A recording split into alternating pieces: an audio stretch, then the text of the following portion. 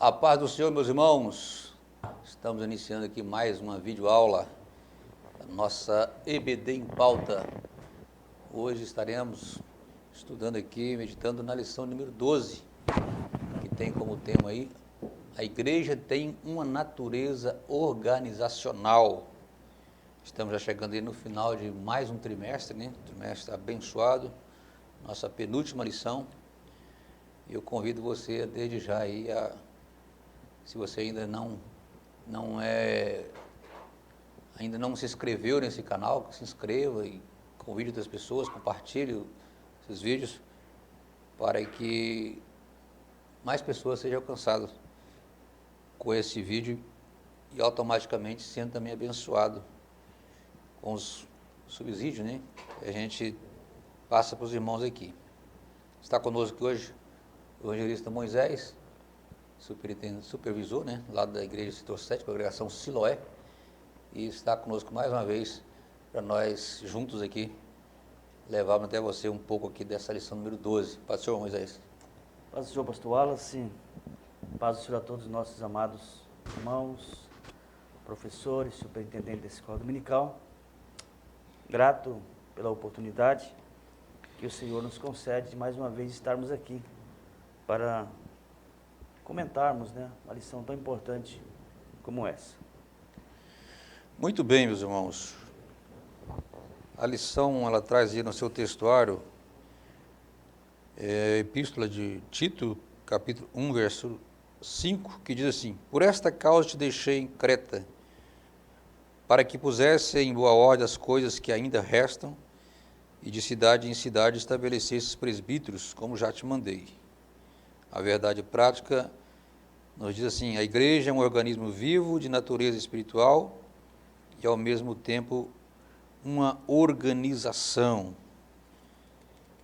A nossa leitura bíblica em classe, vou pedir para o Moisés ler para nós aqui, está na carta de Paulo a Tito, capítulo 1, versículos de 1 até o 9. Moisés, lê para nós aí. Vamos lá então. Paulo, servo de Deus e apóstolo de Jesus Cristo, segundo a fé dos eleitos de Deus e o conhecimento da verdade, que é segundo a piedade, em esperança da vida eterna, o qual Deus, que não pode mentir, prometeu antes dos tempos dos séculos, mas a seu tempo manifestou a sua palavra pela pregação que me foi confiada, segundo o mandamento de Deus, nosso Salvador. A Tito, meu verdadeiro filho, segundo a fé comum, graça, misericórdia e paz da parte de Deus Pai e da do Senhor Jesus Cristo, nosso Salvador. Por esta causa te deixei em Creta, para que pusesse em boa ordem as coisas que ainda restam, e de cidade em cidade estabelecesses presbíteros, como já te mandei. Aquele que for irrepreensível, marido de uma mulher, que tenha filhos fiéis, que não possa ser acusados de dissolução, nem são desobedientes, porque convém que o bispo seja irrepreensível, como despenseiro da casa de Deus, não soberbo, nem iracundo, nem dado ao vinho, nem espancador, nem cobiçoso de torpe ganância, mas dado à hospitalidade, amigo do bem, moderado, justo, santo, temperante, retendo firme a fiel palavra, que é conforme a doutrina, para que seja poderoso, tanto para admoestar com a sã doutrina, como para convencer os contradizentes. Nosso Deus e Pai, te louvamos, meu Senhor, por mais essa oportunidade de estarmos aqui nesse estúdio. Pai Santo, para mais uma vez, ó Deus, compartilhar aqui com nossos alunos, professores, superintendentes, essa aula, meu Deus, tão importante da nossa escola dominical. Te pedindo, ó Deus, que nos abençoe aqui na condução deste vídeo e a cada aluno, cada professor, que sejam edificados, ó Deus, através desta palavra. Pai querido, em nome de Jesus, nós oramos e te agradecemos. Amém. Muito bem, meus irmãos. Então, nós vamos ver nessa lição aqui a igreja tem uma natureza organizacional. A compreensão da igreja como um organismo vivo e uma organização, que é o que rege essa lição aqui, a compreensão dessas características, ela nos oferece uma perspectiva ampla e, ao mesmo tempo, multifacetada sobre a natureza e a função da igreja. Historicamente, a igreja ela tem sido considerada tanto um organismo vivo, com ênfase aqui à sua natureza espiritual, orgânica, interdependente, quanto uma organização, destacando aqui a sua estrutura, hierarquia eclesiástica, funções e assim por diante. Nessa lição nós vamos ver que o apóstolo Paulo, ele tinha essa visão de igreja organizada, né? Nós vamos ver aqui a preocupação do apóstolo Paulo em manter as igrejas que eram fundadas por ele organizadas. E nessa lição especial, nós vamos ver a igreja de Creta, né? Onde ele coloca ali Tito para pôr em ordens as coisas ali naquela igreja. E Tito ele tinha a missão de organizar a igreja em Creta, não só na área espiritual, como também na organização geral da igreja, né? Portanto, a igreja, como um organismo vivo, ela ressalta a ideia de que ela é mais do que uma simples instituição, como alguém possa querer dizer. Ela é um corpo vivo, composto por indivíduos que compartilham uma fé comum. Indivíduos conectados através de vínculos espirituais, onde cada membro desempenha um papel vital, papel importante, né, na saúde e no funcionamento do coletivo. Então, como organização, a igreja ela é percebida pela sua estrutura visível, com suas hierarquias, com suas normas, práticas, processos organizacionais e assim por diante. Então, essa perspectiva, a gente vai ver durante a lição, enfatiza exatamente a importância da administração, da liderança, da governança, da gestão eficaz para o bom funcionamento ou funcionamento adequado, né, da igreja, da comunidade dos fiéis, possibilitando então que as suas atividades sejam realizadas, sua missão seja cumprida de uma forma bem organizada e com sucesso. A gente vai ver isso aqui no decorrer de toda essa lição. No primeiro tópico aí, irmão Moisés, vamos falar um pouco aí de Tito, né? Tito e as igrejas na ilha de Creta, né? Creta, né? Eu não tenho um acento aqui, mas a gente costuma falar Creta, né? Nós vamos ver então nesse primeiro tópico aí a pessoa de Tito. Fala para nós um pouco aí sobre Tito. Meus irmãos, Tito, né? E também quando foi escrita, né? Essa carta, quando é que ele recebeu isso aí, que é o assunto aí desse tópico aí, né? isso, nós temos aí o objetivo de analisar a atuação pastoral de Tito na ilha de Creta. É sabido que o apóstolo Paulo é o escritor desta carta, né, enviada a Tito. Uma carta pequena, ocupa aí 3 capítulos na Bíblia, mas assim, bastante relevância no que combate as heresias, aos falsos mestres, e Tito era jovem. Ele recebe uma incumbência muito grande de Paulo. Ele é chamado pelo apóstolo Paulo no versículo 4, do primeiro capítulo, de verdadeiro filho. Versículo 4, Tito, meu verdadeiro filho. É claro que está se referindo à fé, que fala fé comum, e a ele é passada uma responsabilidade para cuidar da primeira fase de igrejas que seriam estabelecidas também com a função de supervisionar, não é? E veja bem, a igreja de Creta precisava de líderes fortes, líderes que fossem capazes de enfrentar, que daqui a pouco nós vamos comentar mais lá na frente, né, também, a respeito da situação, quais seriam os embates que Tito iria travar. E aí Tito foi companheiro, né, do apóstolo Paulo, é credenciado por Paulo, e porque ele recebe aí ensinamentos, não é? Isso precisa ser considerado.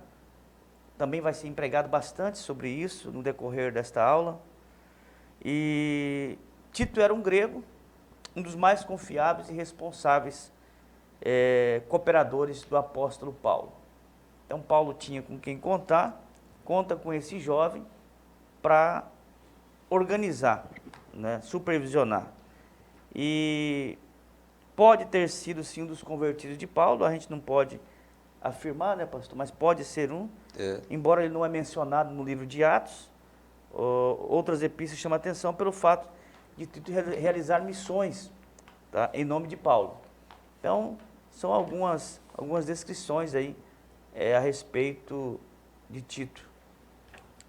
Se eu não me engano, também Tito foi confiado a ele a entregar a primeira carta de Paulo aos Coríntios. Parece que foi Tito que levou, se não estou enganado. Então era um companheiro de Paulo, né? E Paulo escreve essa carta para ele, né? Como diz aqui o comentarista, né? Em Nicópolis, né? Mas muito provavelmente ainda a caminho, né, de Nicópolis, que Paulo fala que havia decidido aí invernar, né, em Nicópolis, né? Isso mostra que Paulo estava a caminho ainda de Nicópolis. Então, só algumas observações que o comentarista coloca a respeito dessa epístola. No segundo tópico, né, nós temos aí o pastor de Creta, né? A gente não sabe exatamente quando começou, pelo menos eu não sei quando começou o trabalho missionário na ilha de Creta, né? Pelo menos não consegui assim, uma definição exata para isso aí. Porque Paulo ele passou por Creta pela primeira vez quando da sua viagem a Roma, né? Paulo tinha sido preso, sido aprisionado, e como ele havia apelado para César, ele foi então levado para Roma, e nessa viagem ele passa por Creta, mas dificilmente ele tenha feito ali algum trabalho evangelístico, que segundo a história foi uma passagem muito rápida, e ele não deve ter tido esse tempo de fazer uma evangelização naquele lugar ali. Mas entende-se, né, que logo depois disso, depois de Paulo estar aprisionado em Roma, em uma casa em Roma, né, Paulo tenha feito aí uma outra viagem aí, que a Bíblia também não registra, né, uma quarta viagem, né, os historiadores pensam assim, mas a Bíblia não registra aí uma quarta viagem. Mas se aconteceu, Paulo deve ter passado novamente por Creta e lá feito esse trabalho, juntamente com Tito, né? E ali, com o tempo, Paulo deixa Tito ali, né, na cidade de Creta, e dá a ele aí esse trabalho pastoral, né? Estabelecer presbítero, né? E resolver as questões, né, que iam aparecendo, enfim. Paulo, na verdade, ele tinha o dom de abrir igreja, mas sempre colocavam outra pessoa para cuidar, para organizar essa igreja, para que ela pudesse crescer. E Tito foi o escolhido por Paulo para ficar em Creta e organizar a igreja, fazer um trabalho pastoral, né, na sua amplitude, né, dirigir e organizar a igreja. Então, por isso, nós estamos falando aqui de organização.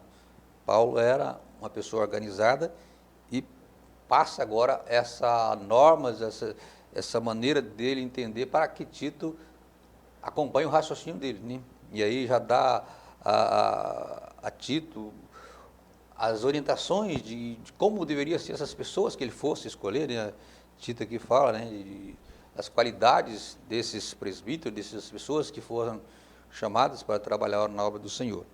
Então, a gente vê então que esse papel de pastor de Tito lá na ilha de Creta.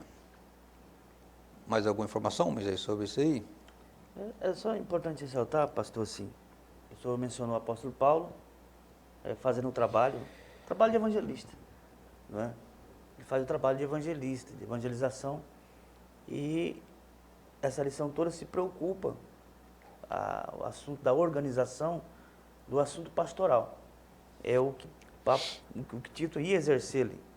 O versículo 5 diz: em boa ordem as coisas que restam.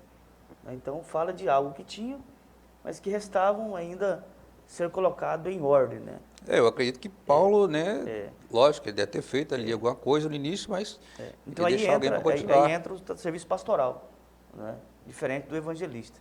Isso. Depois nós temos aí no terceiro tópico Creta, né? Vamos falar um pouquinho sobre essa ilha, né? Que acabou se tornando aí muito importante.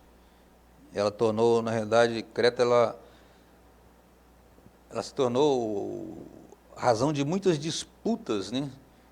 Campanhas militares de grandes escalas, no intuito de se apossar dessa ilha.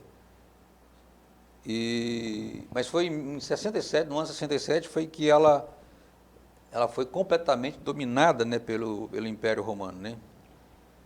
E interessante, a gente lê muito rápido, a gente não percebe, mas a ilha, ela tem aproximadamente, segundo algumas fontes, ela tem 100 cidades, a ilha de Creta. Então, não era só uma igreja que tinha ali, né? Você vê que o trabalho de Tito não era simplesmente cuidar de uma congregação.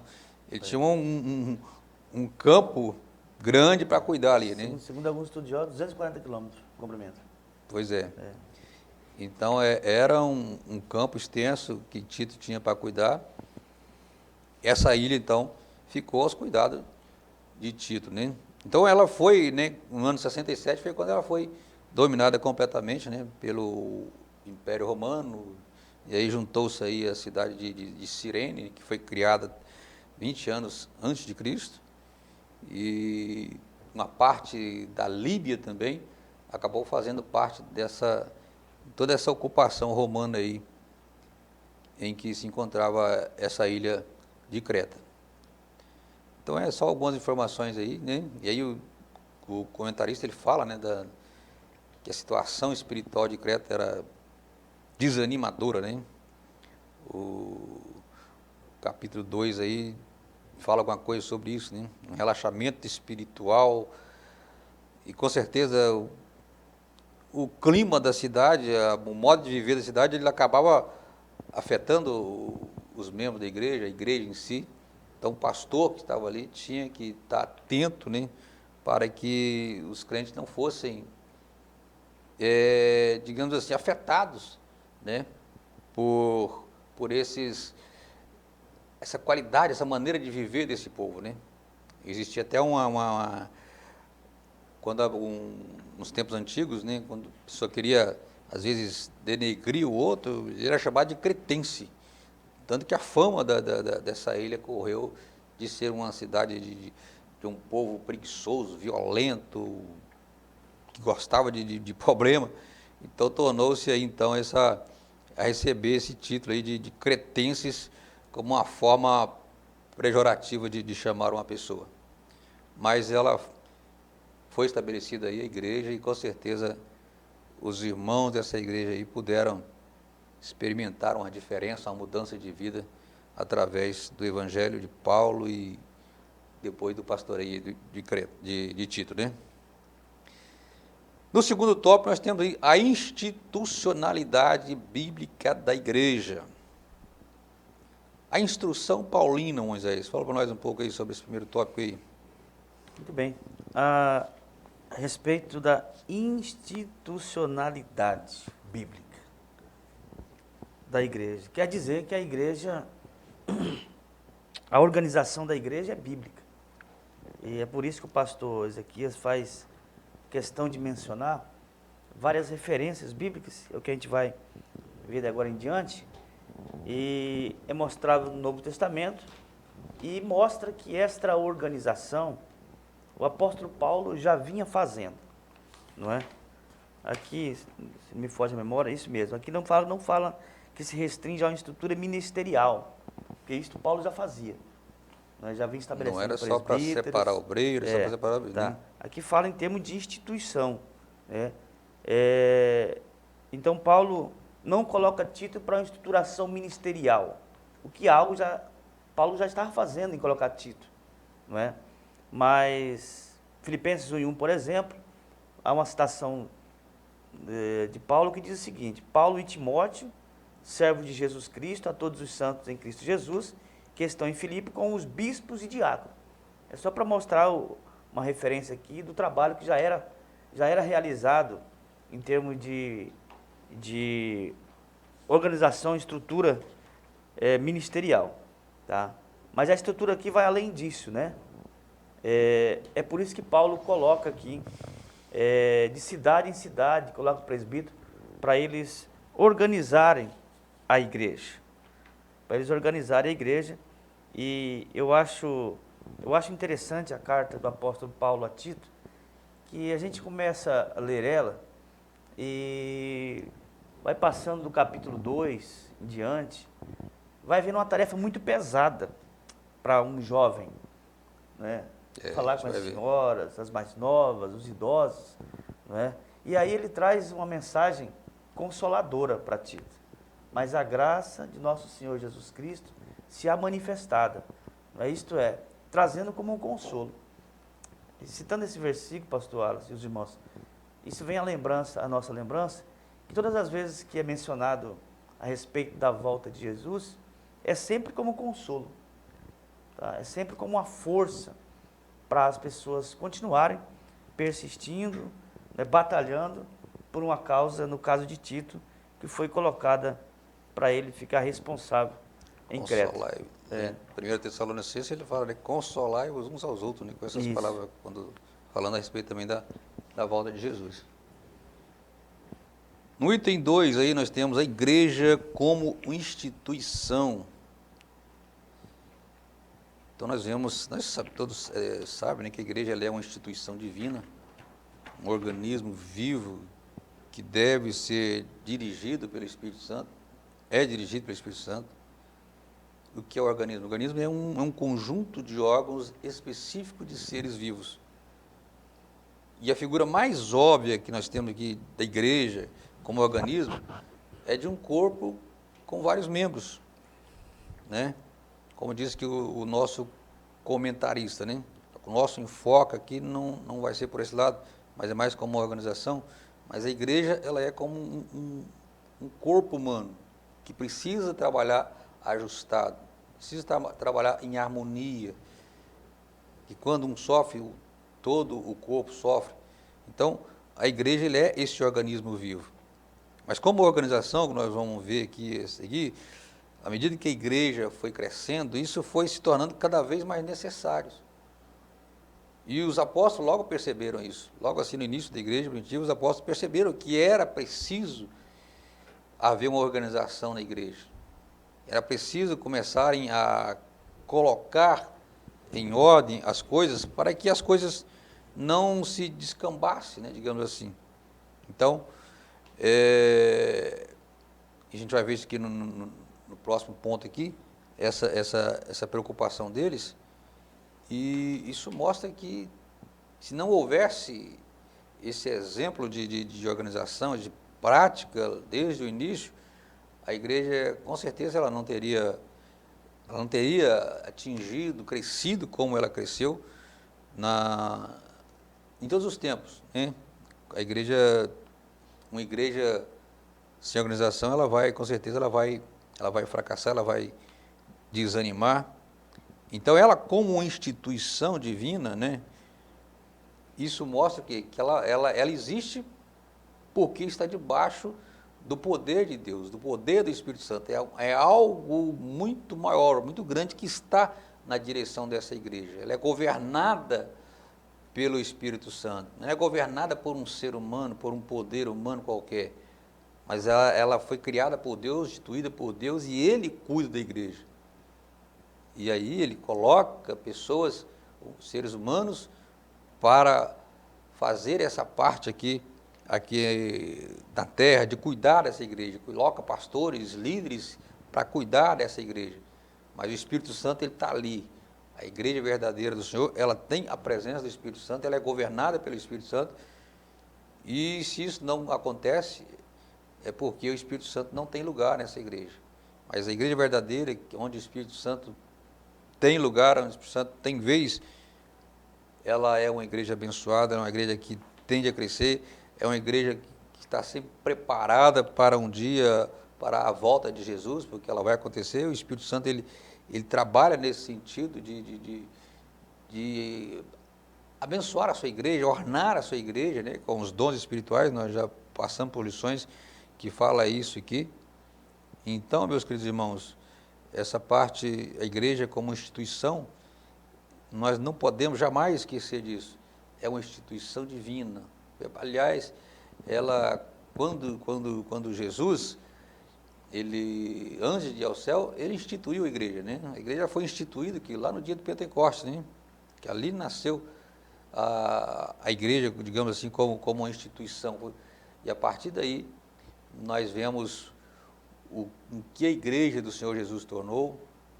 Às vezes passou por problemas, por pessoas que a gente vai ver aqui, falsos mestres, falsos ensinadores, tentaram muitas vezes destruir a igreja, mas ela tem a promessa de Deus de que ela não seria destruída, o inferno não conseguiria destruir a igreja do Senhor, porque ela é uma instituição divina, porque foi Deus que criou.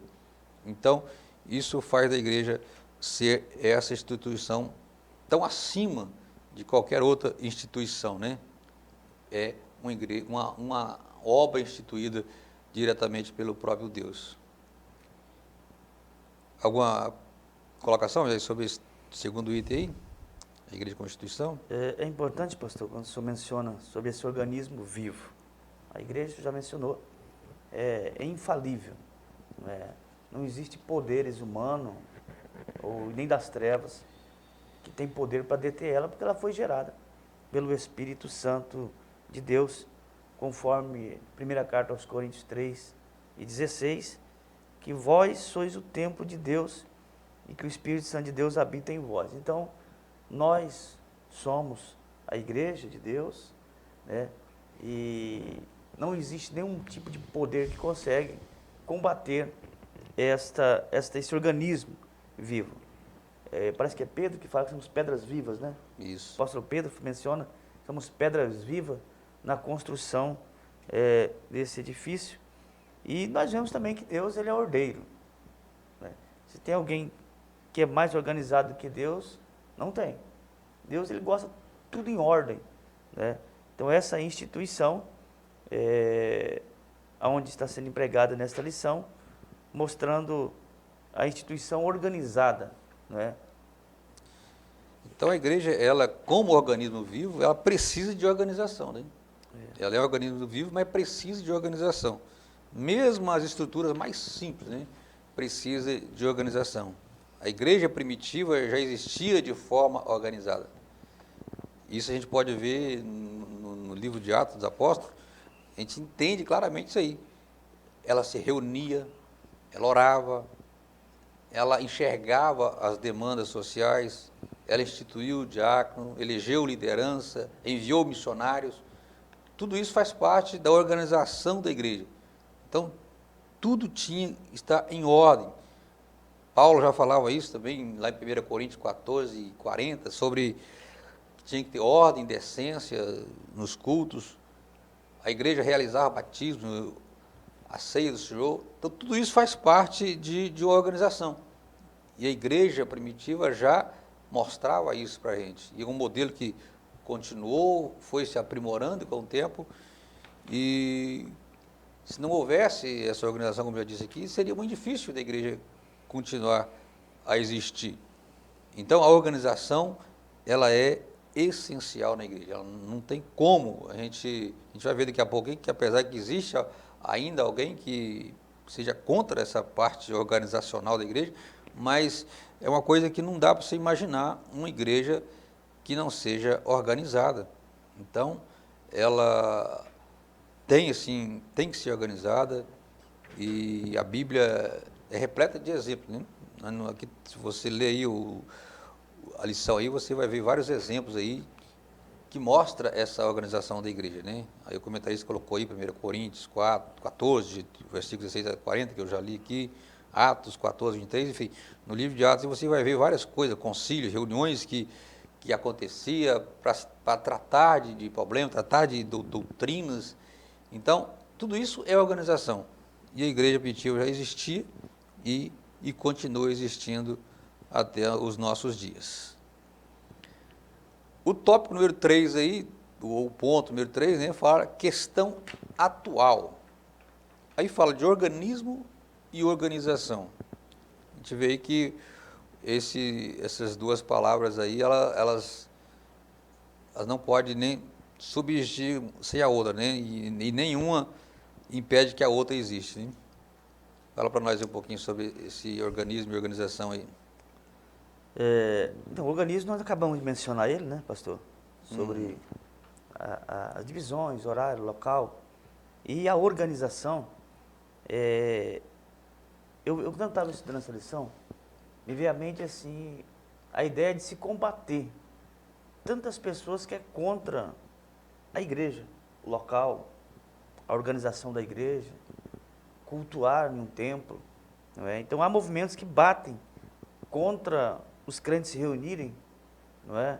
E usam-se o argumento dizendo que enquanto tem vidas lá fora morrendo sem salvação, alguns estão reunidos em templos, mas a igreja local é o local de se reunir, é um local de se ter o conhecimento bíblico, não é? De alimentar, de fortalecer os grupos. E então a igreja apresenta, a Bíblia apresenta a igreja como um organismo e ao mesmo tempo como uma organização. Tá? Alguns, né, até pelo calor da emoção, dizem que nós não somos dessa terra. Mas somos a terra, né? Nós temos duas nacionalidades. nacionalidades. Né? E Por força aí, de expressão, emoção, né? A gente fala, nós não somos dessa terra, mas somos da terra, somos cidadãos, né, da terra. Cidadãos enquanto da terra. estivermos aqui, nós temos que ser organizado, né? Porque senão o Estado nem deixaria a igreja existir. Então O não existe como. pastor aqui menciona duas pátrias, né? A terrestre e a celestial. Isso significa responsabilidade com as autoridades civis constituídas aí. Né? Existe esses que têm esse pensamento de que a igreja não é só um organismo vivo e não uma organização, a ideia deles, ou a desculpa que eles arrumam para essa coisa é dizer que essa organização ela sufoca o Espírito Santo. Justamente. E não é isso, né? De maneira nenhuma, né? Eles acham que a organização sufoca o Espírito Santo, sufoca a espontaneidade do movimento espiritual. Então, mas nós vemos aí constantemente em nossas igrejas que isso não acontece. Eu acho que é o contrário, né? O fato da igreja ela ser um organismo vivo e ao mesmo tempo organizado, isso talvez até facilite mais que o mover do Espírito na igreja, o agir do Espírito Santo. Lógico que o Espírito Santo não depende disso, mas isso facilita até as pessoas que vêm visitar uma igreja, ela repara isso, quando a igreja é organizada, quando não é organizada, isso tudo faz parte a organização da igreja é quase que uma mensagem também para aqueles que estão visitando ali, né? Sabe que ali é uma igreja séria, uma igreja que tem respaldo, uma igreja que tem uma organização, não é um movimento qualquer como existe por aí fora. Então, a igreja precisa sim, se alguém questionar algum de vocês e dizer que isso não precisa, que não há necessidade, você tem um monte de exemplo na Bíblia aí que existe sim essa necessidade, essa estrutura ela precisa existir. Sem ela, a igreja não vai alcançar os seus objetivos. A missão da igreja não seria alcançada se ela não fosse uma igreja organizada. E pastor Wallace, pensando, com essa ideia que surge, acho que eu posso colocar assim, os grupos que tomam a liberdade de forma individualizada se formarem, e isso é não querendo sujeitar a autoridade também. Os antidenominacionais, né? A gente certa vai falar vez sobre um grupo se reuniu e eu perguntei para uma pessoa o que eles fariam quando eles evangelizavam e Jesus salvava. Para onde que essas pessoas iriam? E essa pessoa disse para mim, não, eles vão para onde eles querem. Então, assim, não tem guia, não tem orientação. essa ovelha sem pastor, né? E o outro movimento, pastor, você também tem conhecimento, né? Uma igreja, um movimento, né, que diz que não pode se institucionalizar, até conhecido como sem nome, né? Uma em cada cidade pode ter. E só que ele não tem placa, mas tem um CNPJ, tem um endereço, Querendo ou não, tem a conta de energia, tem lá o estabelecimento, é uma instituição. Queira ou não tem como negar, né? Então esse movimento está dizendo por aí que é a igreja de Jesus e a igreja de Jesus não tem nome. Então assim, até eles mesmos não conseguem entender. Né? É o que está nesse segundo tópico aí, né? A experiência pentecostal, né? O movimento pentecostal moderno surgiu do contexto antidenominacionalista, né? Ou seja, não denominacionalismo. São pessoas independentes que não se submetem não querem se submeter a nenhuma instituição religiosa, se recusam a tomar como modelo outras congregações. E pior que, infelizmente, isso é um grupo grande, né? Parece que é o terceiro grupo religioso, o maior grupo religioso nos Estados Unidos. São os não denominacionalistas, que é aqueles que não querem se ver presos ou ligados a uma denominação por achar que não deveria fazer isso. E ainda hoje já, né, muitos, né, que acreditam tem esse ponto de vista aí, que entende que a organização é um problema para a vida espiritual. E aí nós temos exemplo aqui, né, de Charles Fox Parr aqui, né, que dizia comentar isso, ele assumiu o pastorado de uma igreja lá no Kansas em 1895, né, mas depois entregou a licença de pregador, deixando o denominacionalismo, né, se tornando aí um antidenominacionalismo, né? O nome também de falar dobra a língua aqui, mas é isso aí.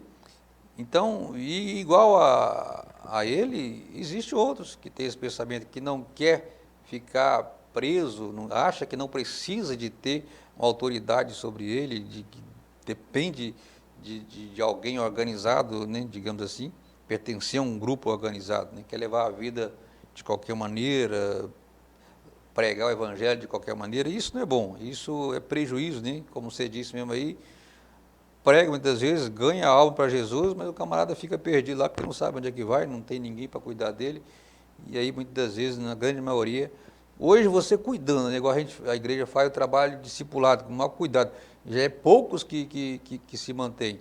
Imagine se não tiver uma igreja organizada para cuidar dessas pessoas. Então, não dá nem para pensar em uma igreja que não tenha uma organização. Pastor Alisson, é interessante também, nesse ponto aqui, nós estamos falando sobre a experiência pentecostal, que é claro que o movimento pentecostal teve várias épocas de ascensão, não é?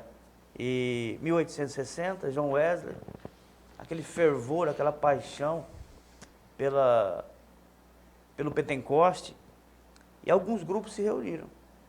E criou-se um movimento, veio um movimento, o batismo no Espírito Santo, e foi crescendo.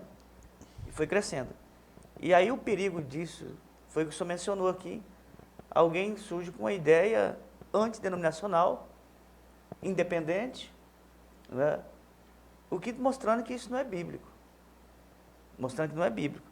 Tá? Embora várias metodistas, wesleyana, vieram aí desse movimento, né? E se a gente estudar bem a fundo também, a gente vai ver que a organização da Assembleia de Deus, Daniel Berg, Gunnar Ving, né? Também organizaram dentro do movimento pentecostal, aqui chamado Movimento de Santidade, que é o movimento Holiness, né? Que significa movimento de santidade, e precisou-se aí dessa organização, O problema do movimento é porque eles eram contra a institucionalidade, não é? Mas aí vamos para a Bíblia Sagrada, se isso tem amparo ou não. O que a gente vê é que não tem amparo, não é?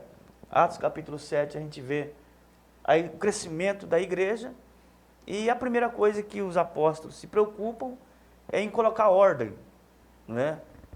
Alguém teria que cuidar da igreja no ensino, na oração. Então escolhe lá 7 diáconos para dar assistência, mas em momento algum deixou a instituição. Cuidar da viúva, né? Isso, momento algum.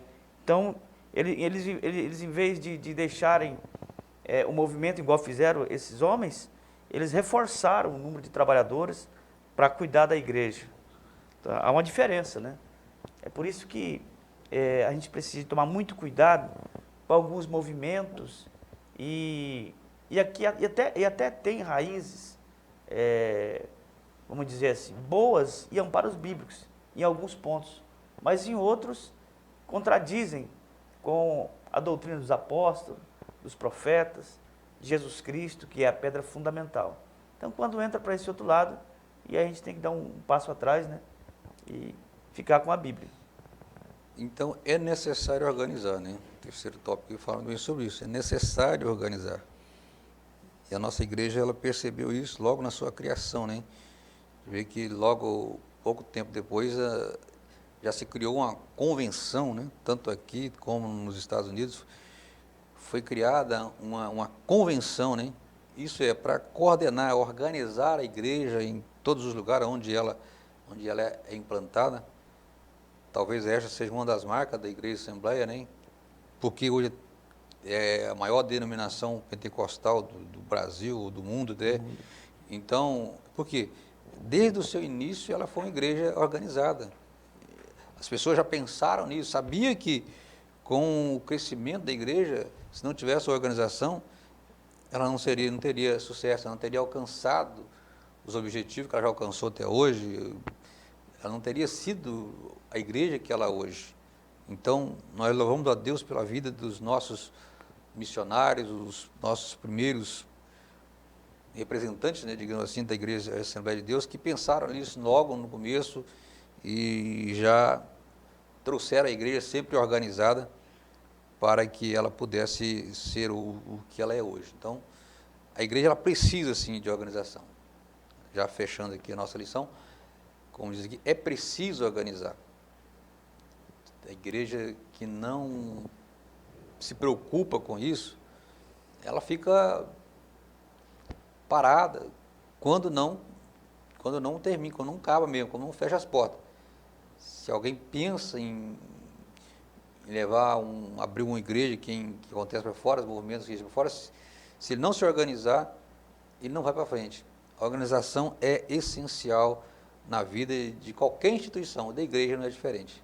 Nós precisamos, por isso que para se colocar uma pessoa na direção da igreja, um supervisor, como nós chamamos aqui, tem que ser alguém que tenha condições, pessoas que entendem de organização, porque senão as próprias congregações, né, nossas aqui, se não tiver uma pessoa que tenha organização, ela tende a fracassar.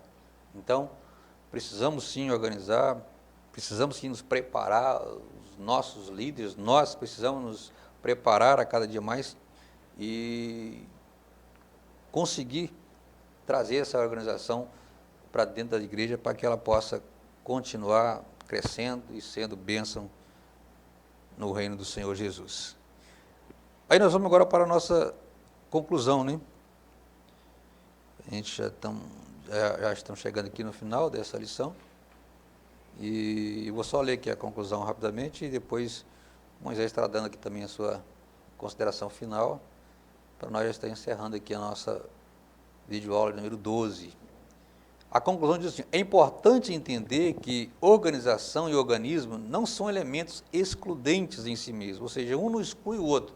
Os dois caminham juntos, podem caminhar juntos tranquilamente, sem prejudicar o outro, como nós já falamos aqui.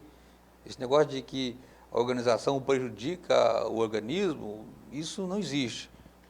Isso é coisas da cabeça de quem tem esse pensamento errôneo aí. elas não são excludentes em si mesmas. Ao contrário, diz aí, ela ajuda no arranjo entre muitos organismos individuais no sistema geral. A igreja é o povo de Deus do novo concerto, é a comunidade internacional, uma organização supranacional de estrangeiros e peregrinos. Seria humanamente impossível ela cumprir a sua agenda missionária, evangelizadora, ensino da palavra e serviço social em nosso país e no mundo sem uma estrutura organizacional. Então, como eu já disse, se a igreja não tivesse essa parte organizacional, se ela não fosse uma igreja organizada, ela não teria condições de atingir o mundo todo, como hoje a igreja ela atinge praticamente. Lógico que existe ainda países que ainda não têm o prazer de ter uma igreja lá, por causa de perseguições, de leis de país, mas aonde é permitido a palavra de Deus chegar, a igreja chega e de forma organizada ela vai se estabelecendo. Bom, Moisés, suas considerações aí, para a gente colocar o ponto final da nossa escola. Para aqueles que ainda relutam, é claro que não são aqui os ouvintes, né, dessa videoaula, mas ainda empregada a palavra ordeiro, é só olhar para o Antigo Testamento. Né? A tenda, o tabernáculo, né? E depois o templo que foi construído, tudo organizadinho, tudo em ordem. Né? Até hoje dizer que tinha mais ordem, né? Ainda. Até as medidas, tudo tinha que ser observado certinho, né? E aí, se quer conhecer Deus, olha para o Antigo Testamento. Tá? Então, Deus abençoe cada um dos irmãos, que Deus possa continuar abençoando e que a nossa escola dominical continue sendo bênção para a vida de cada um de nós. Obrigado. Meus irmãos, Deus abençoe a todos. Obrigado, Moisés. E fiquem atentos, na próxima semana, a nossa terceira lição. Que Deus te dê uma lição abençoada neste domingo, né? Essa 12ª lição. Que Deus abençoe, que sua aula seja uma bênção para os seus alunos e que Deus te use lá na sua sala com muito poder. Deus abençoe a todos, fiquem todos na paz do Senhor.